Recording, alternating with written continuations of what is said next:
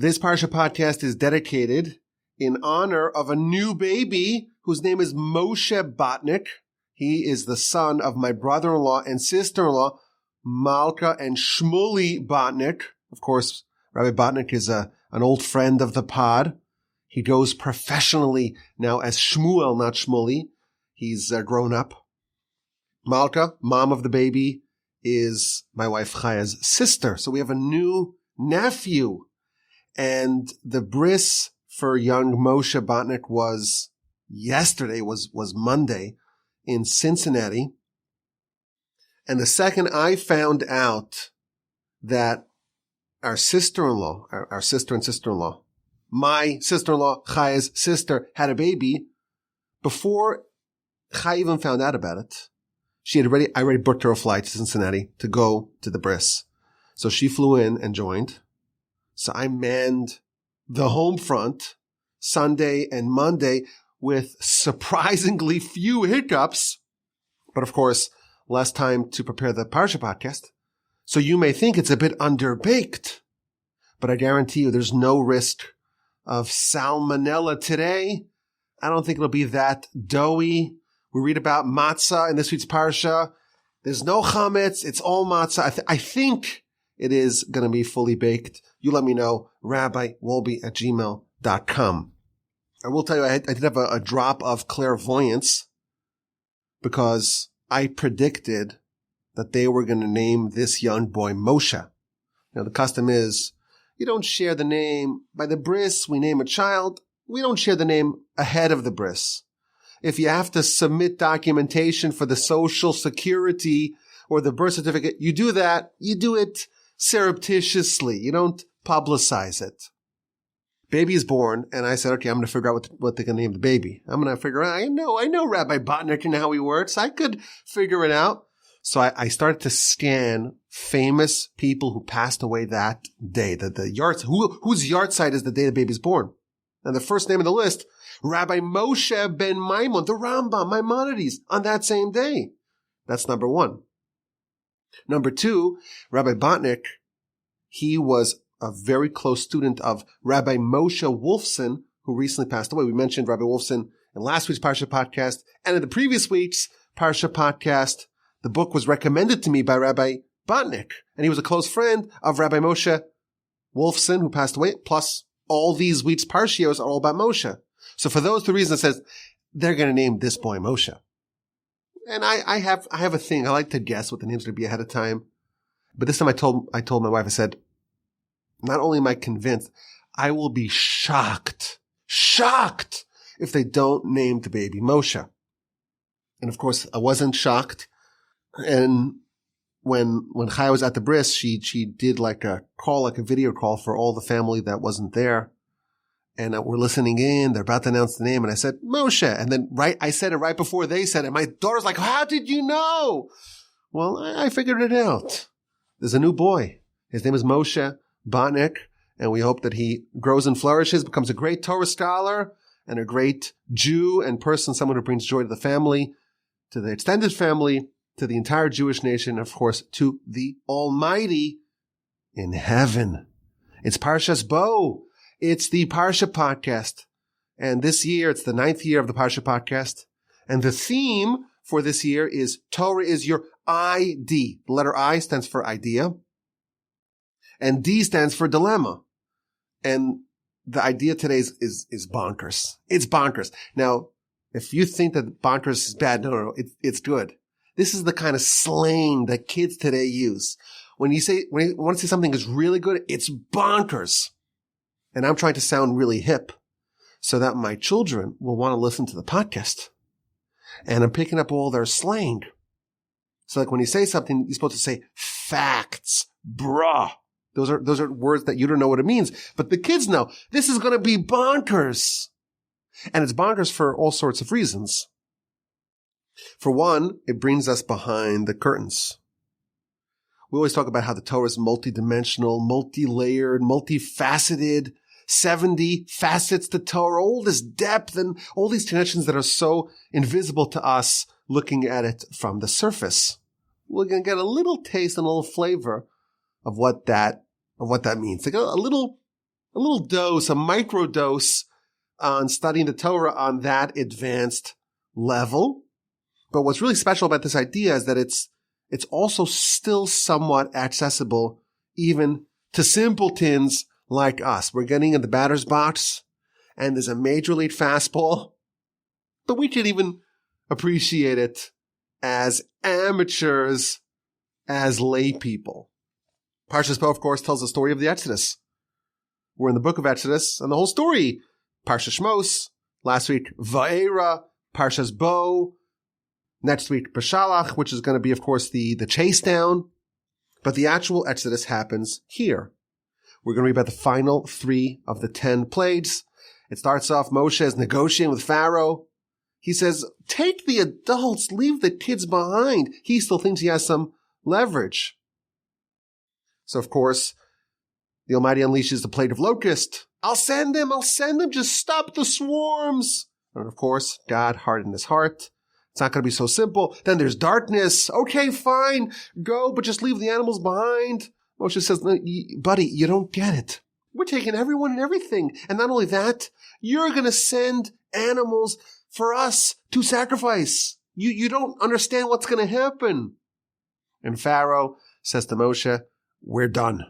Leave and never come back.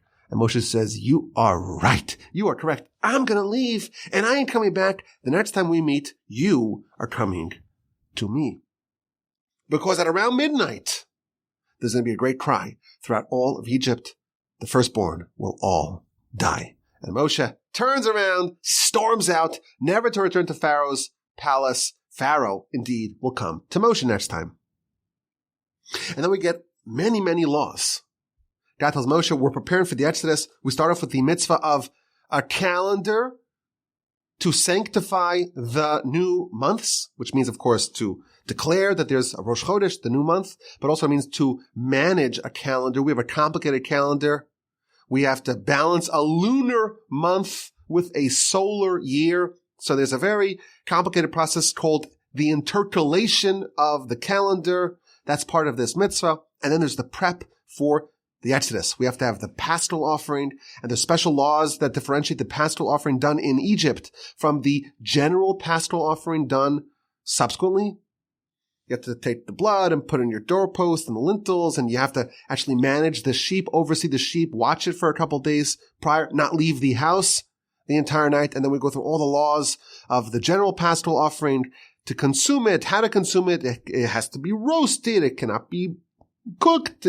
You can't take it outside. You can't share it with people not part of your cohort. You can't break any bones within it, not leave anything over to the next day. You have to eat it together with matzah and with maror. But certain people are disqualified, uncircumcised people who have rejected the religion, apostates, the laws of chametz and matzah, and so on, all the details of the laws. And finally, we have the death of the firstborn and the Exodus. And in chapter 12, verse 37, we read, the children of Israel journey from Ramses to Sukkos. There's about 600,000 men, aside from children. And there's also the mixed multitude that joined them, and the flock, and the cattle, and loads of livestock. And they baked the dough that they took out of Egypt. They took it out as dough. They baked it outside of Egypt in Sukkos. And the dough remained unleavened. That just shows the speed of the Exodus. They prepared the dough in Egypt. They traveled all the way to Sukkos, and the dough was still unleavened, and they baked it there. And then the verse gives us a retrospective of the Jewish people's time in Egypt, the habitation of the children of Israel, during which they dwelled in Egypt. This is chapter 12, verse 40. 1240 was 430 years. It was at the end of 430 years, in that day, in that very day, all the legions of Hashem left the land of Egypt. That's the Exodus, and the Parsha ends with 2 Torah sections that are actually the first 2 paragraphs, the first 2 sections of our tefillin that we have the two of the 4 scrolls that are found in a tefillin that we place upon our head are actually found at the end of this week's Parsha. It's a loaded Parsha. We're going to focus on just one part of it or just one section of it, but we're going to learn something really cool and really fascinating, interesting, and a bit bonkers. We read a verse, chapter 12, verse 40, that tells us the duration of the Egyptian exile. Jewish people spent a significant amount of time in Egypt. They were enslaved, they were oppressed, they were tormented. For how long? Exodus 12:40. This piece, it's very helpful to follow along if you have the ability to go through with the actual Chumash, with the actual book. The verse says explicitly that the amount of time that the Jews spent in Egypt, the Bnei Israel, the Israelites spent in Egypt, was 30 years and 400 years, 430 years. So if I ask the question, how long was this slavery? How long was the duration of the time that the Jews were in Egypt? The verse is absolutely clear, scintillatingly clear. Exodus chapter 12, verse 40. It says it explicitly, 430 years. But there's a problem. The Jewish people were condemned to be foreigners in a foreign land all the way back in Genesis. Abraham, before even Isaac was born, before Jacob was born, before the 12 sons of Jacob were born, before Joseph went to Egypt, before anyone went to Egypt, Abraham was told in chapter 15 of the book of Genesis, in a very dramatic episode known as the covenant between the parts, the bris bein abesarim, God tells Abraham, he was then called Abraham, you should surely know that your descendants will be foreigners in a foreign land, in a land that's not theirs. Ve'avadum, and they will enslave them. Ve'inu osam, and they will oppress and torment them. Arba meos shana, 400 years. God told Abram about this very unfortunate news. You should know for sure this is going to happen. There's no way to avoid this.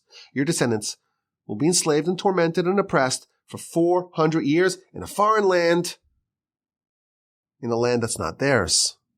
And then the verse continues, but when they leave, I will judge the nation that enslaved them, and they'll leave with great wealth.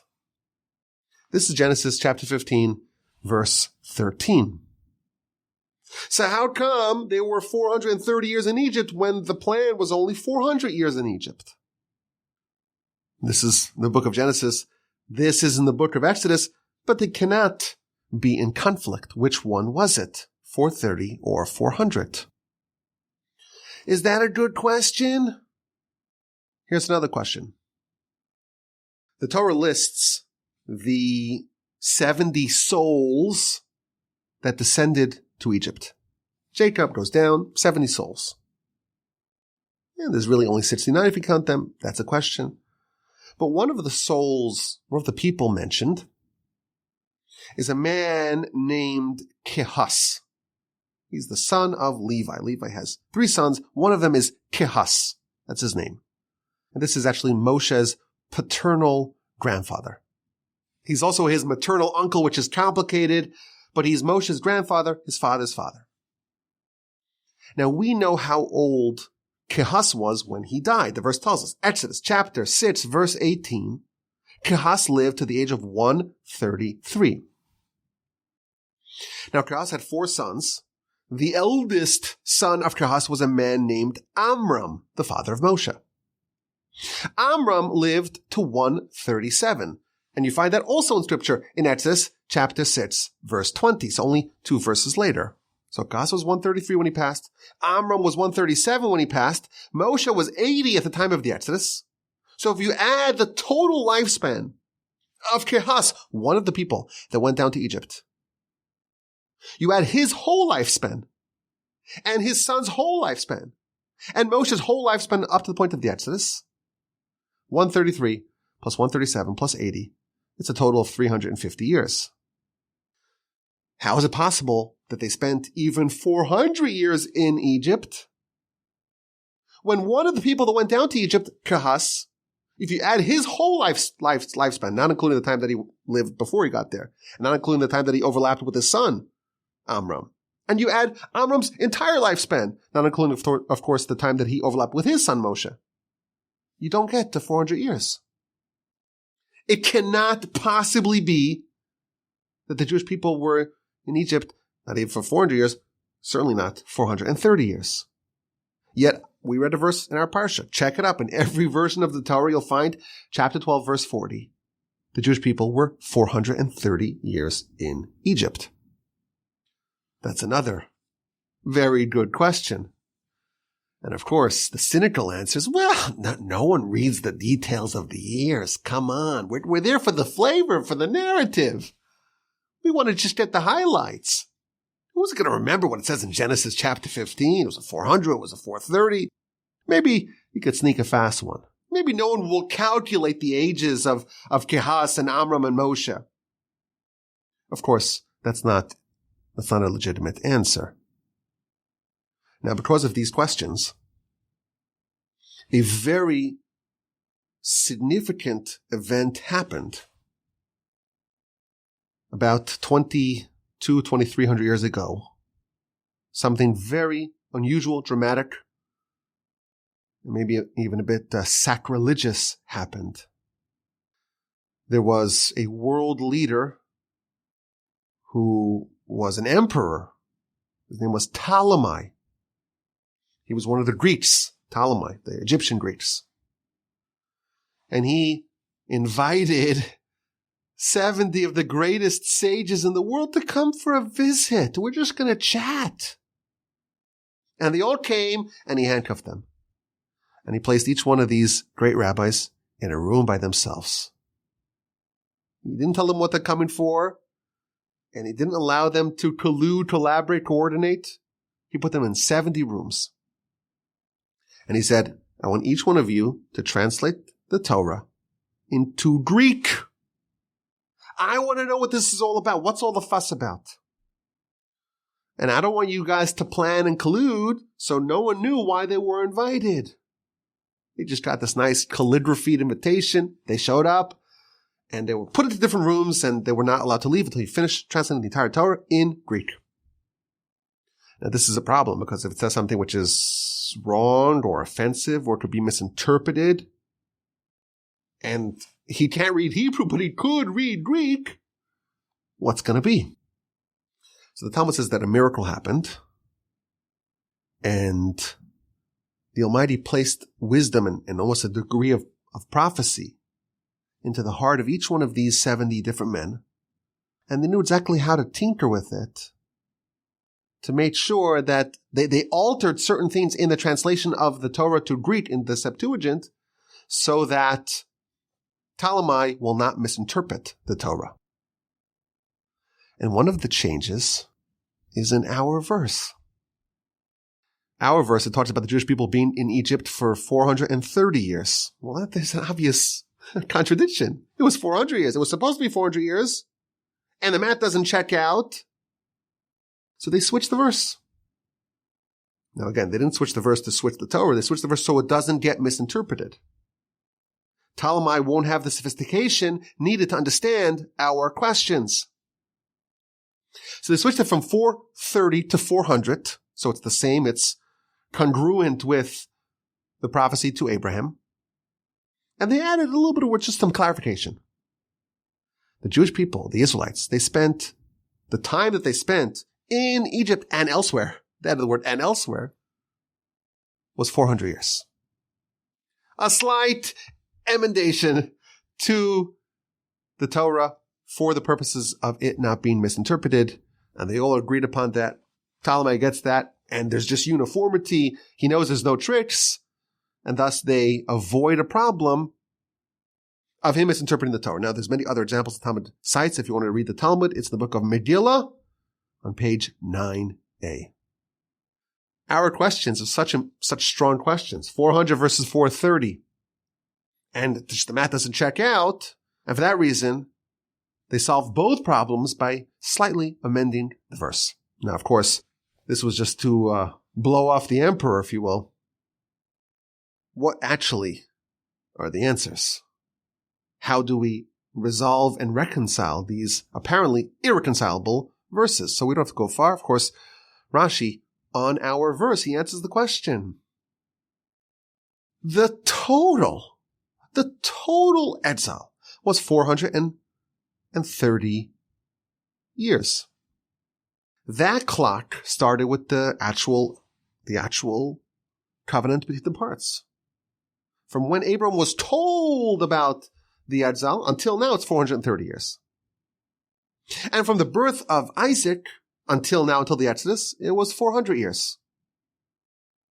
And if you look at this prophecy, there's a few different moving parts to the prophecy. God told Abraham, you should surely know, Ki ger yihiyeh zaracha, that your descendants will be foreigners. So once Abraham has a descendant, there's already fulfillment of part of that prophecy. But the actual time from the arrival of the Jewish people to Egypt, from when Jacob comes with the 70 souls, it's actually only 210 years. It's only 210 years. Now, in the very next comment in Rashi, in verse 41, he tells us that there's not only is it reconcilable, but it's actually completely precise. There's no ballparking at all. If you look at the next verse, it says that, and it was at the end of 430 years, in the middle of this day, and this very day. What does it mean in this very day? Just say it was at the end of 430 years, they left Egypt. On this very day. So Rashi says, no, this was on this very day. It's the 15th day of the month of Nisan. And the covenant between the parts, where Abraham, chapter 15 of Genesis, was told about the enslavement and the being a foreigner in a foreign land, his descendants will be foreigners in a foreign land, and so on. And they'll leave with great wealth. That happened also on the 15th day of Nisan.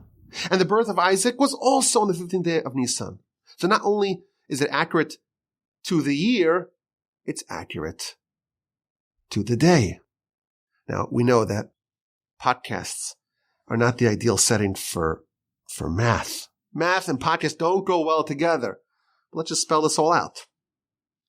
The covenant between the parts was on the 15th day of Nisan, and it promised 400 years of servitude for his descendants. But once that prophecy is conveyed, a clock begins to tick, the 430-year clock. But the 400-year clock does not begin until Abram actually has a child. And Isaac is born 30 years to the day from the covenant between the parts. And then the 400-year clock starts ticking. Let's do some math here. The verse tells us, the beginning of Parsha Toldos, it says that Isaac was 60 years old when Jacob was born. So if you deduct from 460, well, you have 340 left. And Jacob, when he meets Pharaoh, remember he meets Pharaoh and says, how old are you? The years and the days of my life. It's a very complicated verse. Remember that? He tells him, I'm 130. So 340 minus 130, Jacob's age when he arrives to Egypt, you have 210 years in Egypt itself. The actual time of enslavement in Egypt, 210. And again, the Exodus is exactly on this very day, the 15th day of Nisan, exactly 430 years to the day from the covenant between the parts. And of course, from the birth of Isaac. Now, the verse tells us when Jacob tells his sons, go down to Egypt and go get some food. This was during the famine, remember? Joseph was a viceroy of Egypt, and no one knew that, of course. His family didn't know that. And there's a famine in Canaan, so Jacob tells his sons, go down to Egypt to get some food. But the words that he uses, redu, which means descend. You, plural, should descend to Egypt. And the way you spell the word redu, it's a resh, a daled, a vav. Resh is 200. Daled, well, that's 4. Aleph, Beis, Gimel, Daled, 4. And then Vav is 6. Dalet Hey Vav is 6. So 4 plus 2 plus 200 plus 6 is 210. So Jacob was prophesying, go down to Egypt.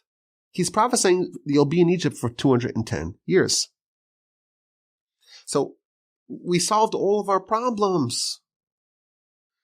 In total, it's 430. In practice, from when Abraham has a son, it's 400. But in actuality, it's only 210. Very clear. Very simple. Maybe you don't want to complicate the matter for Ptolemy, so you just resolve it without getting into the interpretation. Well, it's not so simple.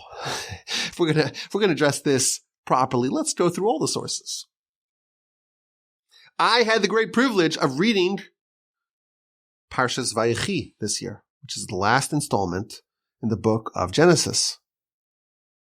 And the Parsha begins, chapter 47, verse 28. Vayechi, Yaakov and Jacob lived. He was in Egypt for 17 years, then he passed. He tells Joseph, bear me not over here, bring me to Canaan. And the very first comment in Rashi makes an observation that there's a difference between Parshas Vayechi and all other parshios. Every parsha in the Torah, there's a format. There's a protocol. You have to have a little break in the Torah scroll, the equivalent of at least 9 spaces, 9 letter length spaces. In a Torah scroll, you start like a new paragraph, it's a new section of the Torah, a new sidra, a new parsha. You have a little break. The only exception is Parshas Vayechi. It just starts right where there's no break at all. It's the middle of a big paragraph. It's like starting a new chapter of a book, and you don't even have like a new page, or not even a new paragraph. It's right in the middle of a big block of text. So Rashi asks the question, why is every Torah scroll like that? Why is it all closed up? It should be open. And then Rashi tells us that the reason why this parsha is closed up is because what happened in this parsha is the closing up of things. Jacob dies in Parshas Vayechi. And when he died, the enslavement began. And because the enslavement closed up the hearts of his descendants, the Torah scroll itself reflects that. And it too is closed up. So Rashi here tells us, again, this is Rashi to Genesis 43:28. It tells us that the death of Jacob, 17 years after he arrived in Egypt, the death of Jacob, that's when the enslavement began. Well, if we know that it's 210 years from when Jacob arrived to Egypt until the Exodus, if you deduct 17 years from that, it's 193. So the actual enslavement, Rashi tells us, it was 193 years. So we have 430, 400, 210. But the actual enslavement was only 193. Pretty simple. Pretty clear. It's unambiguous. There's no questions left, right, wrong. I also had the great privilege of reading Parshas Va'era, which is not this week, it's last week's Parsha. And it tells us that Levi, son of Jacob, died at the age of 137. He's one of 3 people who died at 137, which is interesting, a little trivia. Ishmael died at 137. And just earlier we read about Kehas dying at 137. He died at 137, and Rashi asked the question, wait, why does it tell us the death of Levi, not the death of Reuven, not the age of death of Shimon, or Yisachar, or Zevulun, or Gad, or Asher, or Naphtali, Benjamin? Why does it list the age of death of Levi and not any of the other sons of Jacob? Well, Joseph is a special case. He's the viceroy. He died at 110. The verse tells us at the end of Genesis. But why does it tell us that Levi was 137 when he passed? So of course Rashi asked the question. This is in Exodus 6:16. Lama nimnu shnosav shel Levi. Why was it tallied the age of death of Levi? To tell us how long the Jewish people were enslaved. Because so long as one of the sons of Jacob was still alive, the Egyptians would never dare to enslave the Jewish people. And the one who lived the longest was Levi.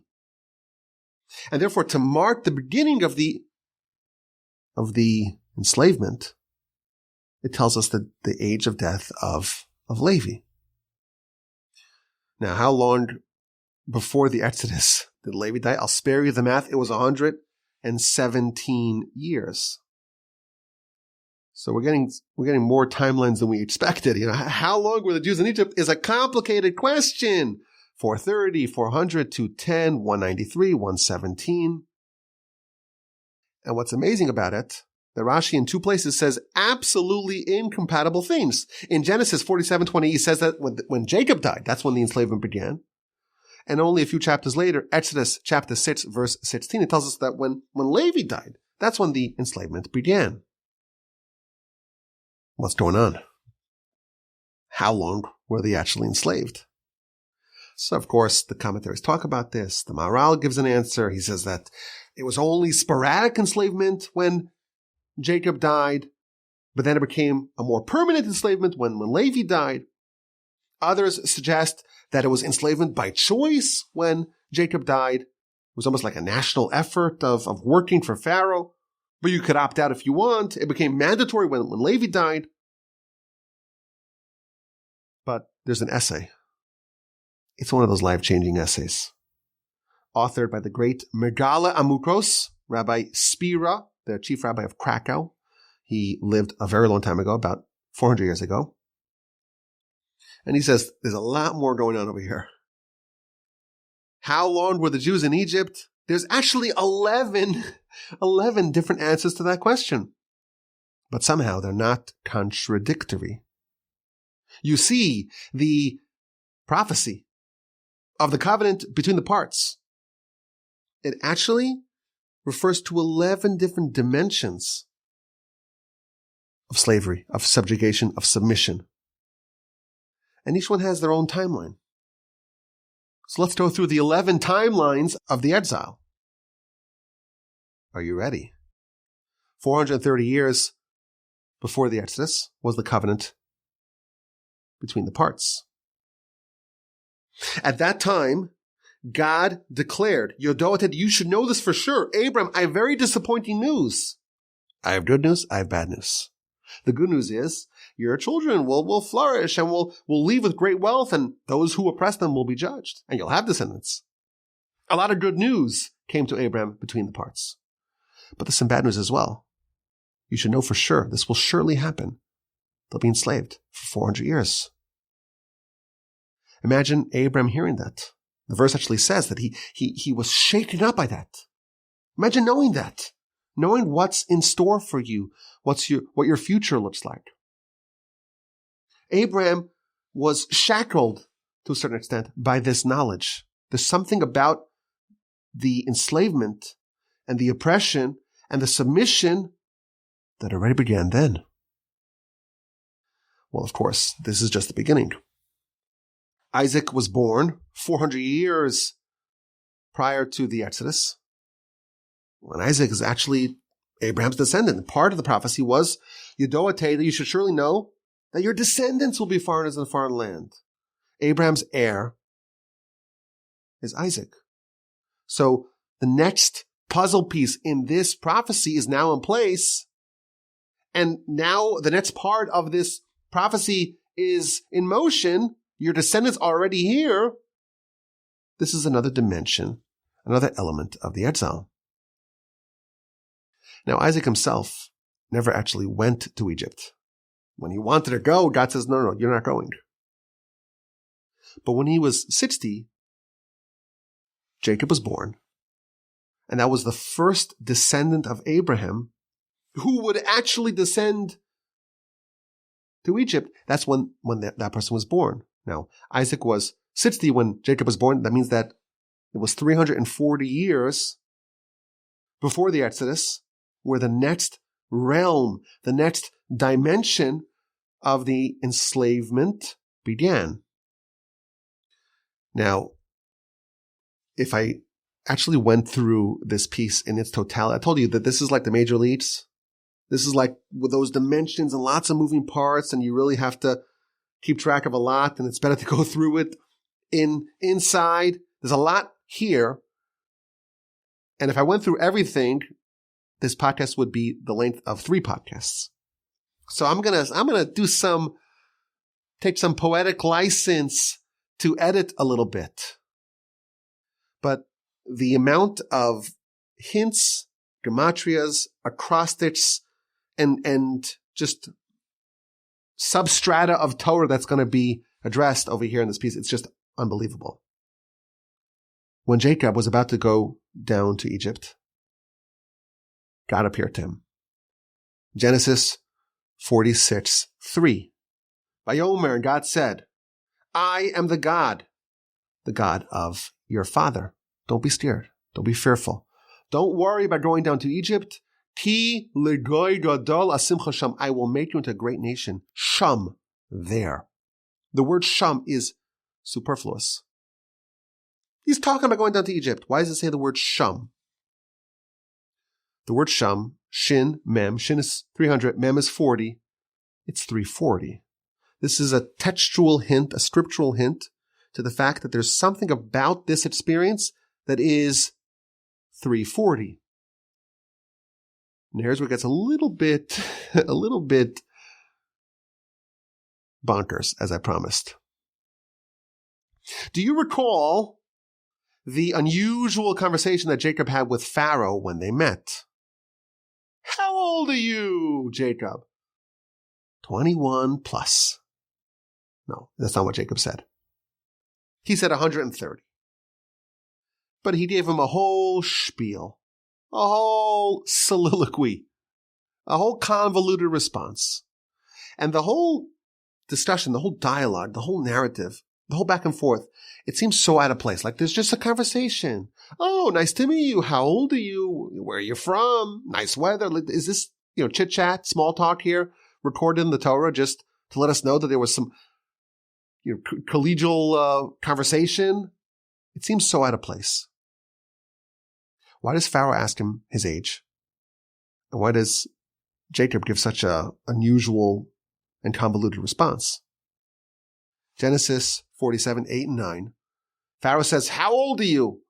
And Jacob responds, the years of my sojourn are 130, but they're few and they were hard, and the years of my life, and they weren't great, and they didn't reach quite the lifespan of my fathers in their sojourns. The whole dialogue demands an explanation. If you're 130, you could just say it, 130. It's easy. Why does he talk about the sojourns and the few and difficult were the years of his life? What is going on? It seems like a throwaway dialogue. Pharaoh, if he's being recorded in the Torah, it's because he's saying something very profound. He wants something. Actually, this tells us that Pharaoh is emblematic of the Yetzer Hara. Whatever he says in the Torah, it's not just some random thing that he just spits out. There's something very sophisticated going on over here. There's a battle between Pharaoh and Jacob. Pharaoh understood that there's going to be 340 years of exile. Again, the broader exile is 430. The broadest is 430. And the next, more narrower, but still very broad timeline is 400. But there's 340. Asim Chasham, there's something 340. But when does the 340 begin? When does it start? Pharaoh thought that the 340 years began when Jacob arrived in Egypt. Not when he was born, when he arrived in Egypt. And he wanted to tack on the 130 years in addition to the 210 to have a total of 340 in Egypt. Perhaps you recall the first word from Pharaoh when he found out about Joseph's brothers. Genesis 45.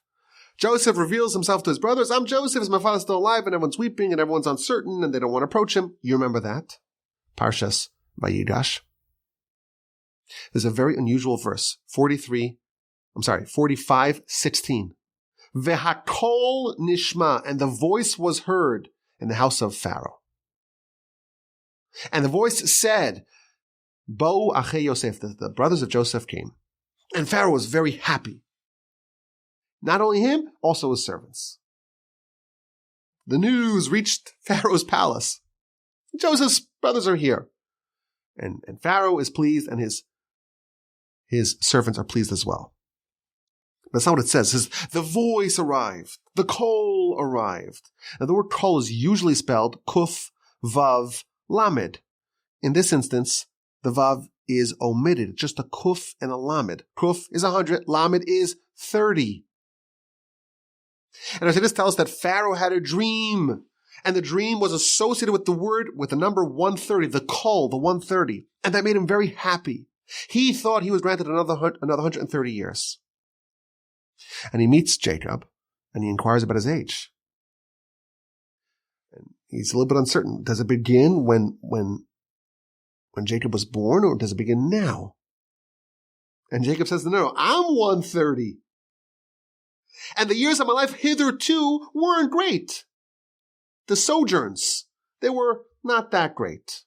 Now, the word that he uses for his sojourns is migurai, which is exactly the same word that God tells Abraham, you should surely know that your descendants will be foreigners.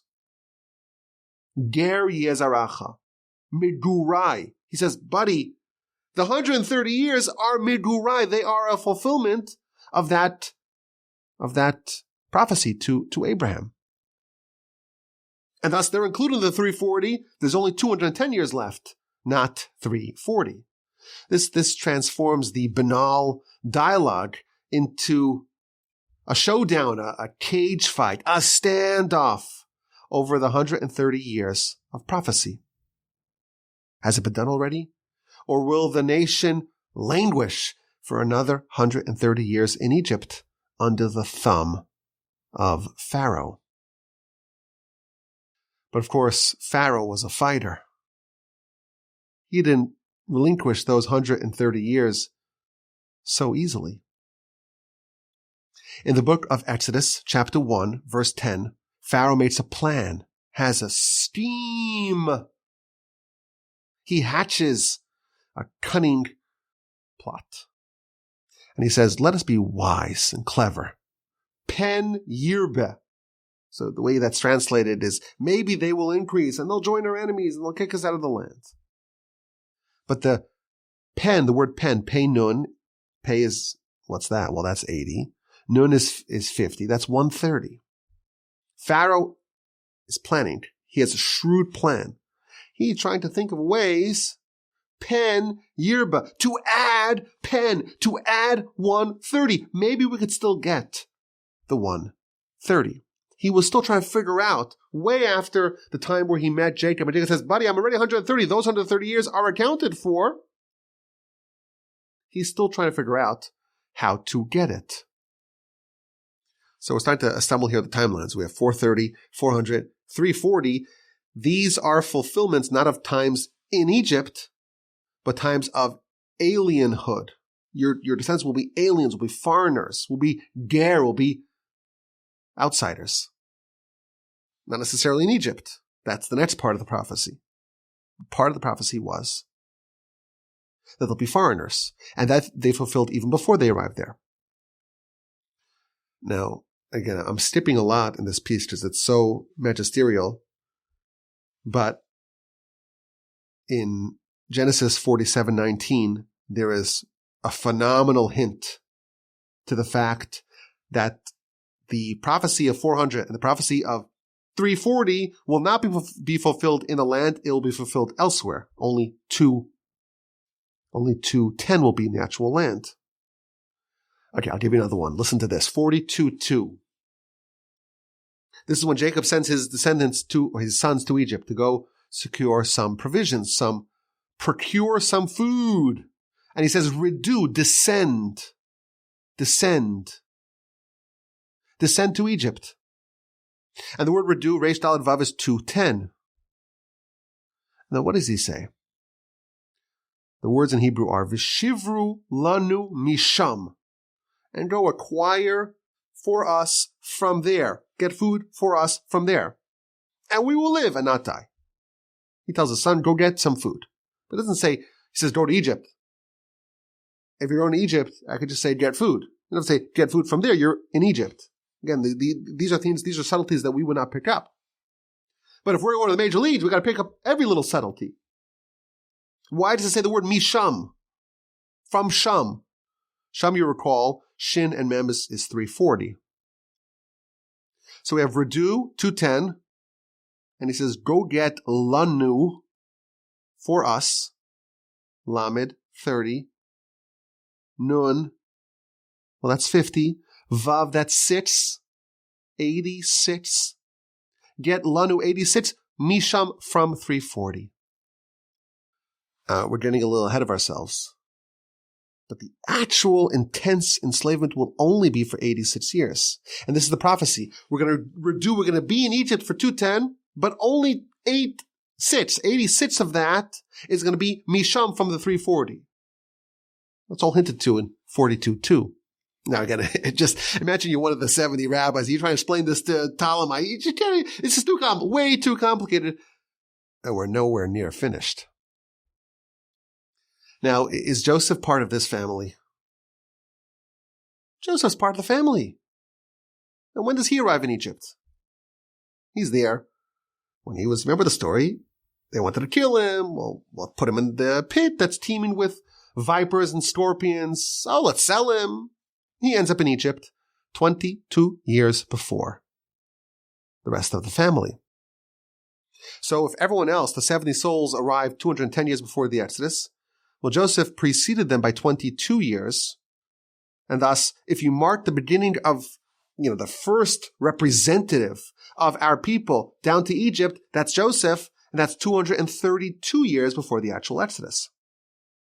And thus we find in the very ancient source, the Targum Yonasan ben Uziel, he says that the actual enslavement was 232 years. Why? Because that begins with the descent of Joseph.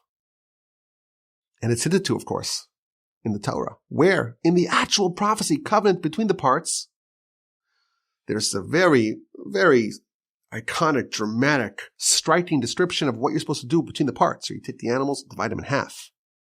And you place each one opposite its corresponding half. Ish bisro lekras re'eu. That's an acrostic. The first letters of 3 sequential words. Bisro likras re'eu, Beis, that's 2. Lamed, well, that's 30. Re'eu, that's 200, 232. So in the actual prophecy that God gave to Abraham, it's already hinting that there's another element, another dimension of this, that's 232 years. Oh, and by the way, Kabbalistic cherry on top, the 4 ways to spell the ineffable name of God when spelled out fully, which is complicated to explain, but you have to trust me. There's different ways to spell, not just the yud and then the hey and then the vav and then the hey, but to spell out the word yud and the word vav and the word, right, yud, hey, vav, hey. Sorry, to spell out the word hey, not just how you spell hey. Is it hey, hey? Is it hey, aleph? It's not so clear, right? You don't know. The word vav, how do you spell the word vav? So the different ways that you spell it sum up to 72, 63, 45, and 52 for a total of 232. This is all part of God's plan. He's with us all the way. So what do we have? We have 430, 400, 340, 232, 210. We also had, what else did we have? We had 193 from the death of Jacob. We had 117 from the death of Levi. But the Midrash says that the Jewish people were actually in Egypt for 215 years. That's a new number. Because Joseph, he was in Egypt, but he had a child. He had 2 children, Menashe and Ephraim. Who was the older one? Menashe is supposed to get the right hand, but he got the left hand when Jacob crisscrossed his hands. Well, when was he born?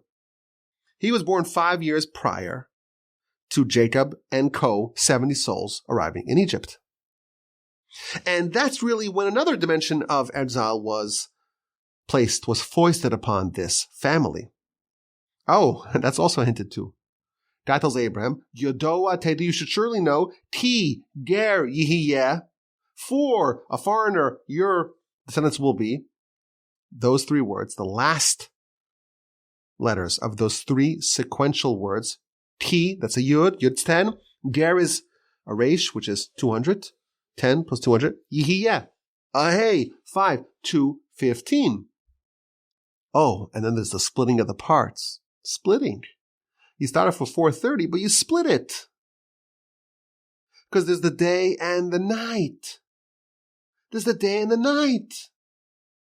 So if you divide up the day and the night, if there's years of days and years of nights, then in 215 years you could fulfill 430. Okay, there's more. I know we're going way over time. I could sense that this is going to be a lot longer than a typical Parsha Podcast. You'll have to forgive me. You know what? I'm just going to do it. I'm just going to tell you what I already skipped some stuff here. I skipped some stuff. I'm going to tell you it, and if it's too long for you, that's fine, but you're going to miss a great dilemma at the end. There's a wonderful dilemma at the end. Some cool stories. This is what happens when I don't have enough time to prepare. I don't have time to prepare. We go long.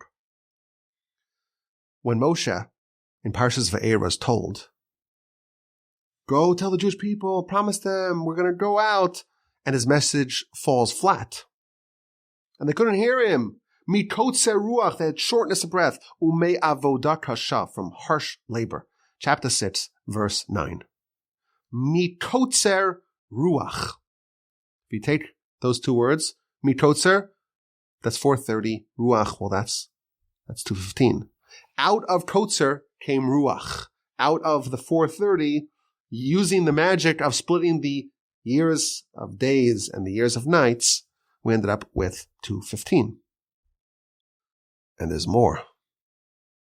When Joseph, after he reveals himself to his brothers, and he says, go, hurry up and bring Jacob down here.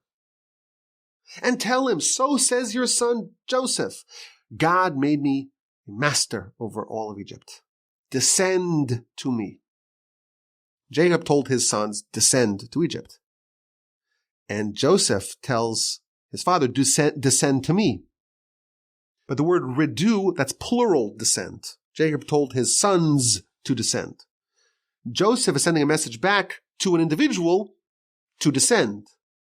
And that's not spelled redu with a hey, it's rida, descend, individually. Resh, well, that's still 200. Dal, that's still 4. But a hey, that is 5. So that's 209. Well, why is it 209? Because the last year before the Exodus, there was no enslavement. So if you look at the timeline from when Jacob and 70 souls arrived to Egypt until they were freed from bondage, they weren't yet released from Egypt, but there was no longer any enslavement, that's only 209 years. And if you want to know where the 193 timeline is hinted to, you'll find that in Numbers 15:49. Ani Hashem Elokeichem is 193. And then from the death of Joseph, when Joseph died, that too marked another moment of intensification of enslavement and of exile.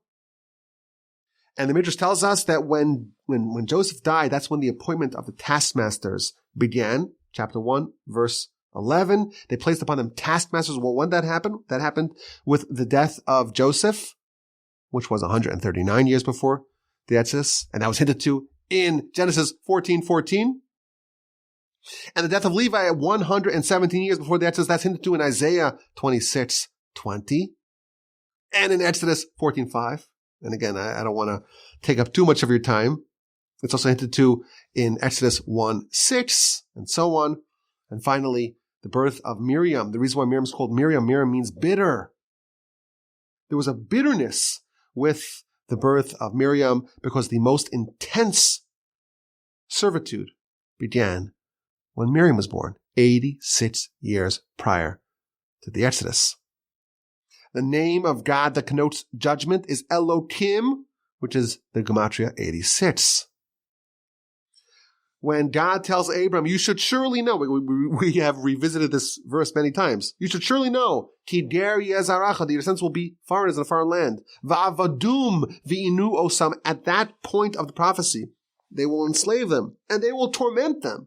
The last letters of those three words, Va'avadum v'inu osam, Vavadum, that's a mem. V'inu is a vav. And osam is another mem. 40 plus 6 is 86. And by the way, Joseph, when he sends the message back up to his father, Va'atem alula shalom. He sends a message to his brothers, 44:17, mem, vav, mem. So what do we have? How long were these people actually in Egypt? We have 11 different answers. Since the covenant between the parts, 430. Since the birth of Isaac, 400. Since the birth of Jacob, 340. Since the descent of Joseph to Egypt, 232. Birth of Manasseh, that is 215. The actual time in Egypt is 210 if you count even the last year. 209 if you minus the year of the plagues. 193 from the death of Jacob. 139 from the death of Joseph. 117 from the death of Levi. And finally, 86 from the birth of Miriam. Now go explain this to Ptolemy, okay? You have 1 minute to explain all that. You can't. It's too much. It's too complicated. You have to just simplify it. Make an amendation. Otherwise, there's no way to resolve it you need a lot of time for this. So to answer the question, how long were the Israelites actually enslaved? It's complicated. That's the answer. It's complicated. It's like what they used to have. I started working at Torch. Give you a sense of how long I've been here. It was in 2012. So they said to me, okay, Rabbi Wolbe, you're now a professional and you're dealing with students. You have to get yourself a Facebook account. Just that's a sense of how long ago this was. Yeah, it was a yeshiva, no Facebook accounts. So on Facebook, they have like a relationship status and you're like married or single or divorced. It's complicated as one of them. This is complicated. It's complicated. And we'll tell you, we know the Hebrew word for Egypt is Mitzrayim, which also means like constraints, limitations or inhibitions, barriers between the nation and their ideal status. The exile, the prophecy, it's not just simple. There's all sorts of things going on over here. Every single letter in the Torah is precise. Nothing is extra. Nothing is superfluous. There were actually 11 different timelines because there's 11 different dimensions of the suffering, of the subjugation, both physical and spiritual, that the nation was forced to endure. 11 different realms of Egypt were foisted upon them. Some of them began even before they arrived in Egypt. Yodoa Teda Tiger Yezaracha. Your descendants will be foreigners. When they were in the land of Canaan, they were still foreigners. Satan, we're told, has 10 minions. 1 plus 10, 11. 11 different dimensions of Egypt. Haman had 10 sons. What did God tell Cain after he murdered his brother? Aye, or A. Havalachicha. Where is Abel, your brother? That word is spelled Aleph, Yud. Aleph is 1, Yud is 10, 11. In that crime, that worst crime of all, there's 11 different dimensions. But of course we fight back. The Ketores is comprised of 11 different ingredients. Moshe authored 11 different psalms. And by the way, Pharaoh was the recipient of 10 plagues, yes, but how many miracles? Before the plagues, Aaron came, took the staff, threw it on the ground, it turned into a serpent. He wasn't impressed, as he was not impressed with all the other miracles. And he told his necromancers and soothsayers and gurus, do the same, they did it no problem. But of course, then the staff of Aaron swallowed their staffs. He was still unimpressed. 10 miracles plus 1, 11. Each suspension of nature was addressing a different dimension, uncoiling a different dimension of exile from the 11 that were placed upon them. How many times does it mention the Exodus from Egypt in Scripture? The answer is 61. Why? Because the Jewish people were on the doorstep, on the precipice of the 50th gate of impurity. You add that to the 11 different dimensions of exile, it's 61. And each time the Torah mentions the Exodus, it's removing, it's indicating, it's referring to a different part of the Exodus. Because there's really 61 different Exoduses. I don't know, we always debate how to say it. I was like, oh, there's only one Exodus. No, there's lots of them. Is it Exoduses or is it Exodai? It's like, is it curriculums or curricula? Apparently they're both okay. The Torah mentions the Exodus 61 times because there are 61 Exoduses, Exodai. There's 50 gates of impurity. It's almost like a vertical Exodus. And there's 11 dimensions. Maybe you'd call it a horizontal Exodus. So, like I told you, this is bonkers. Don't say it in warning. This is all bonkers. And by the way, I'm giving you only half of what he says. So many different connections and he wraps together all of Torah. And this is the part that we can sense and perceive and find accessible. What's the takeaway? What's the lesson for us? I want to suggest maybe one lesson. There's probably more lessons that we can deduce. Of course, the most important thing is to be in awe of just the precision of Torah. Not a single letter is out of place, and everything's just hinted to in this secrets upon secrets upon secrets, layered in to the strata of every single drop of Torah. I want to just take one small lesson from this idea. I think that we can say that redemption, Geula, the Exodus, this is like an act of God. And it's the opposite of the second law of thermodynamics. It's reverse entropy. You think about the buildup, right? You have 430 years of progressively building up layer upon layer of exile.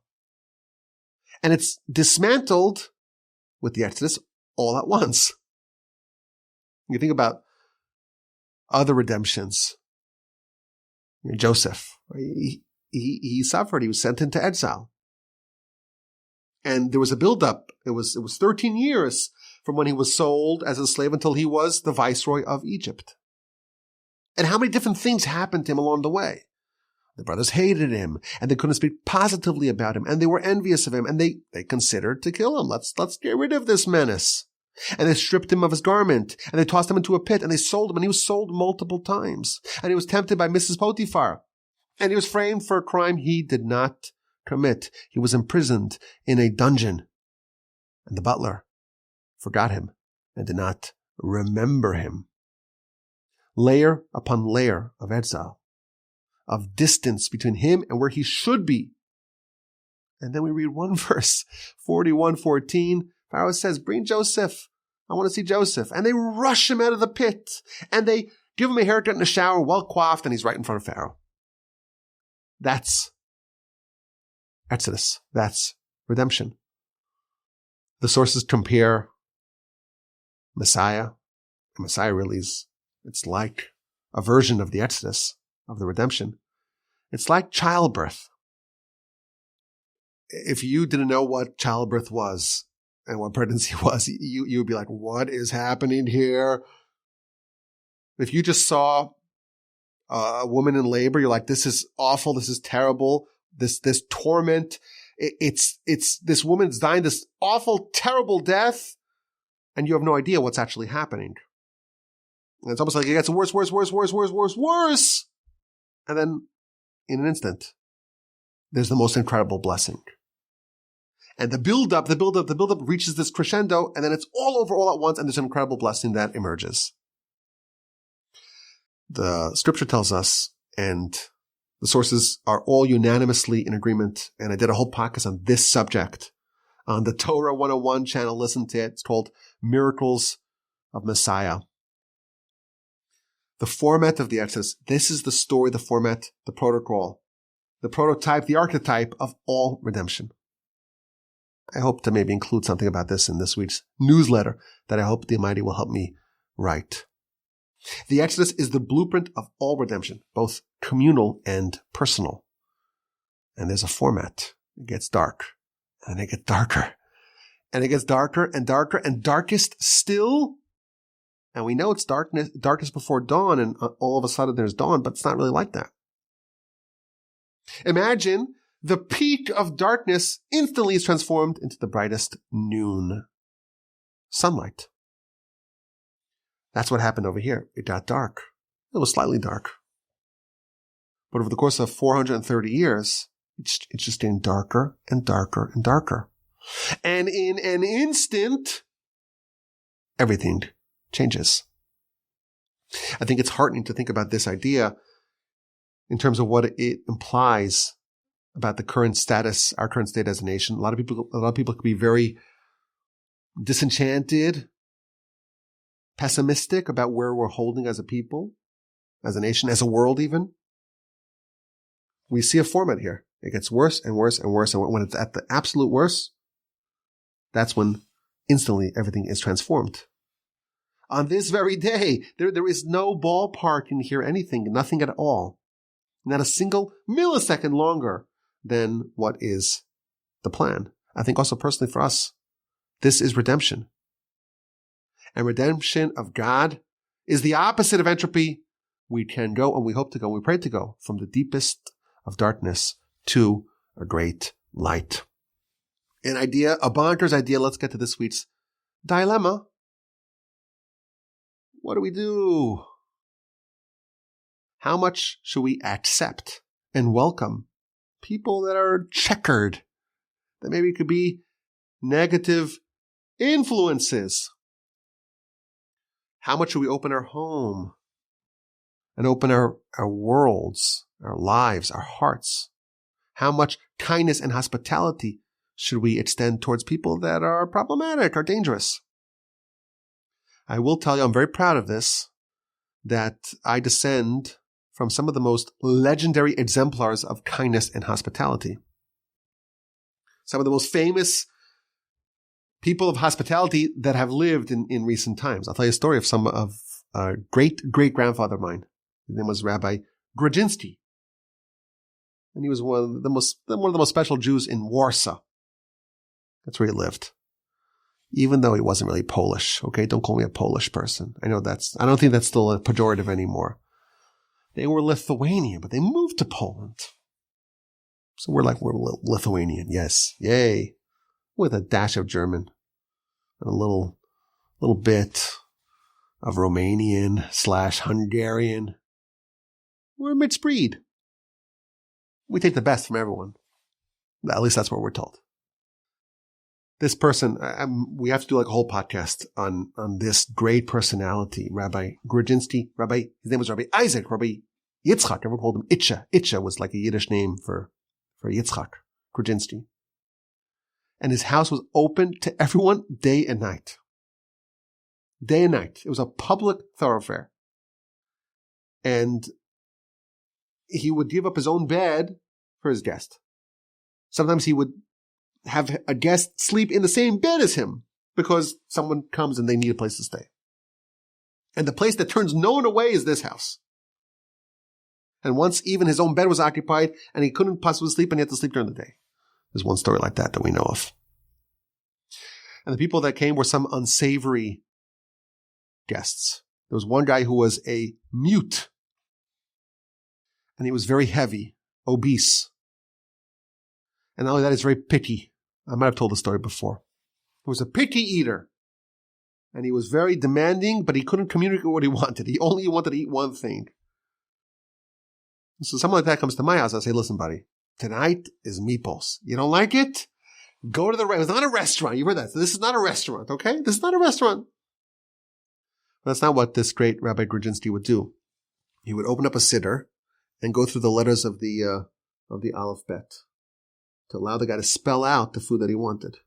He's like, this one, this letter, this letter, this letter, this letter. Oh, this letter? Okay, this is the first letter of the desired dish. The guy was mute after all. And when he would spell the dish, they would go make him that dish. Just a degree of hospitality and kindness that's just completely unimaginable to us. And this person, he wants, there was every bed was occupied in the house. And someone came and they need a place to stay. Well, we're not going to deny someone a place to stay. So he said, you'll sleep together with me in the bed. And the great rabbi waits out in the middle of the night and the guy's choking him. He's choking him, trying to kill him because he's nuts. He's out of his mind. These are the kind of people, no one is unwelcome. But come on, there's a dilemma. You accept such a person or not? I'll tell you something. This is maybe not pleasant to hear, but this is true. What I'm telling you is true. Rabbi Drzezinski's granddaughter was my grandmother. Her name was Rivka, not Grudzinski, because she married a Wolbe. And they too had a home that all sorts of people were welcomed in. This is true. You can ask my father, email him. It's a true story. There was one guy who was so crazy. He was like a fixture, a mainstay in the house, and he was nuts. This is true. I apologize. I have to tell you this, but he would take his own excrement and throw it on the ground, under the bed. He would hide it. Just lunatic. They have a better heart than I do, okay? I'll tell you some stories about my parents. My parents, their home still today is open wide for all to come in. And they'll host anyone. Even some strange, unsavory, and dangerous people. There was a time when I was a young teenager, their house was like a place for the juvies. People whose behavior, people who grew up, let's say, in nice Jewish families, even rabbinic and prestigious families, but for some reason, they got involved with the bad crowd or something went wrong and they were unwelcome in their own homes. So my parents said, they're unwelcome, they come to us. They come to us in the basement. They were in the basement. They had a bunch of bedrooms, all sorts of people. This is like a place to be rehabilitated. So one guy was the kleptomaniac. Okay, this guy stole money from the pushto. Who steals money from the pushto? You put money for charity? He steals it. Most likely stole my mother's candelabra. Okay, this candelabra she got as a young bride, candle to light the Shabbos. He stole it to pawn it off. Okay, well, what kind of person? One day, it was right before Shabbos, we got a call. Okay, I'm in the clink. Bail me out. He went to J.C. Penney, okay? Went to J.C. Penney, put on 12 belts, walked out, and it started beeping, and they arrested him. To bail him out or not to bail him out? So my father got advice, don't bail him out. Somehow he got out, in the middle of the Shabbos meal, he just walks in. I remember this. I know that this guy was no good. I knew he would never be rehabilitated. I knew. There was another guy, okay, who had an abnormal and very unhealthy obsession with young children, okay? This guy's dangerous. Dangerous. And he came from a very, very, very prestigious family. A rabbinic family, but not just a rabbinic family, a prestigious family. And the guy was dangerous. Okay, but my parents took him in. Hearts of gold. And thank God, the Almighty protects the Wolbies. What do you know? The Almighty loves us. Okay, this is before the internet. Okay, we didn't know about these things. We grew up in like an fairly insular environment. All sorts of substances. Another guy came from another rabbinic family. Completely rejected religion. We grew up in a very religious family. Rejected out. And just wild, very wild and unpredictable. And I remember when I was a teenager, I was 15 years old, I flew to Israel by myself, which is a saga for its own day. And like the brother of this person who was living in the basement, he came with his brother's tefillin. Like, this is a family. He went to America. He's like, he didn't even take the tefillin. Unfortunately, he's no longer with us, that young man. This was like a place where the last hope. There's no hope for these kids. Nothing. Go to the wall. Go to the Wolbies. You bring some people into your house. You have little kids, grandkids around. You could save their lives. These are brothers and sisters of ours. You could save their lives. You could restore them to stability. You show them a normal family. Maybe they grew up in a crazy place. A breath of fresh air, especially Israelis. They come to a different environment, different people. They could get their life in order, get a job, learn responsibility. I met, when I was in Canada, one of these trips that I took to Canada, I met someone, just saw him in shul. We started chatting, and he tells me his name. I said, oh, I know someone with that name. He used to live in the basement. And it turns out it was this guy's brother. I said, well, how's he doing? And this guy was so nuts, crazy. And he was little. He was like a young teenager, which is beyond the point of anything, beyond the absolute, off the charts in craziness. Well, it turns out he's married. He's flourishing. He's got a bunch of kids, doing well. Totally off the reservation. Gets welcomed in. And what do you know? Miracles happen. But it's still a dilemma. A lot of people think, well, how could you do that? It's dangerous. Could you welcome such potentially dangerous people into your home? Maybe you should reject them. Maybe they're dangerous. They could serve as a negative influence. That dilemma is front and center in our Parsha. Jewish people leave 600,000 adult men, not including children. And then we read a curious verse, 12:38. Mixed multitude. Lots and lots of other people joined. This is the only verse in the Torah about the mixed multitude. And we're told that God tried to dissuade Moshe. Don't take these people. They could be troublesome. There could be some rotten apples here. And indeed, in chapter 32 of Exodus, Moshe's in heaven getting the tablets from God. And God says, go down. Go, your nation has corrupted. Your nation? Is that my nation? It's your nation. Didn't we say that it's your nation, God? Why is it my nation? God says, no, it's your nation. Because when the mixed multitude wanted to join, I said, i.e. God says, I'm going to take my nation out of Egypt. And I told you, don't you remember? God says, I told you not to take the mixed multitude. But you were humble and you were righteous and you said, these people want to join. How can we reject them? And I knew, of course, God says, I knew what's going to be in the future. These were the instigators of the golden calf.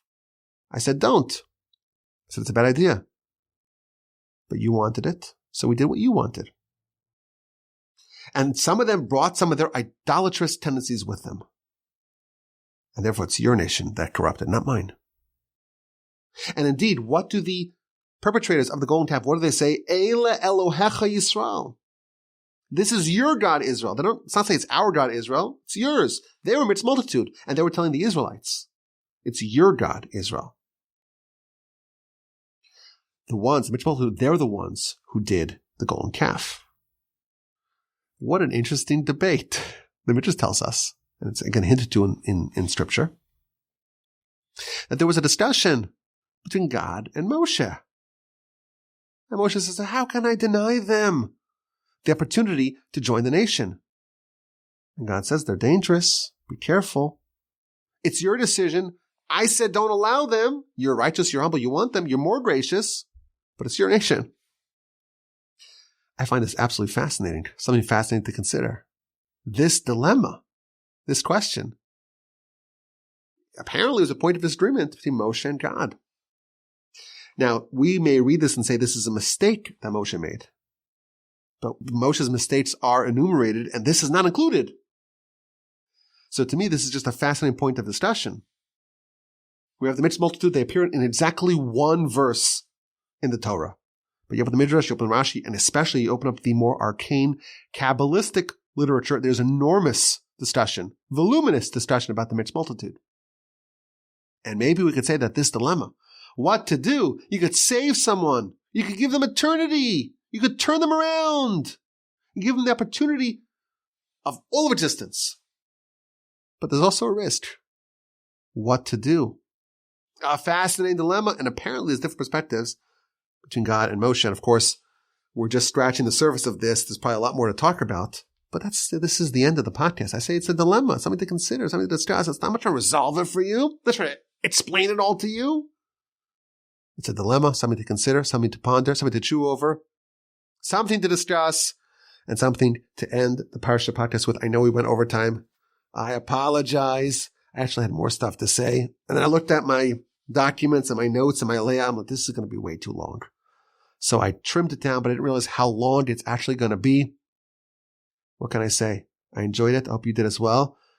Thank you for listening. Hope you enjoyed this installment of the Parsha Podcast. My name is Yaakov Wolbe. The email address is rabbiwolbe@gmail.com. If you have yet to email me, what are you waiting for? I'm sitting by my email inbox and I'm hitting refresh, and I'm waiting for you to send me an email. rabbiwolbe@gmail.com. Until next week, please, we'll get together again. If you want to join us live, we're on Zoom now, torchzoom.com, Tuesday nights at 8 p.m. Central. Just put it into your computer, into the browser, torchzoom.com. It will pop up at 8 p.m. Central. So that's 9 p.m. Eastern. It's a bit late for some folks. That's okay. You can always catch it on the podcast. Have a wonderful week.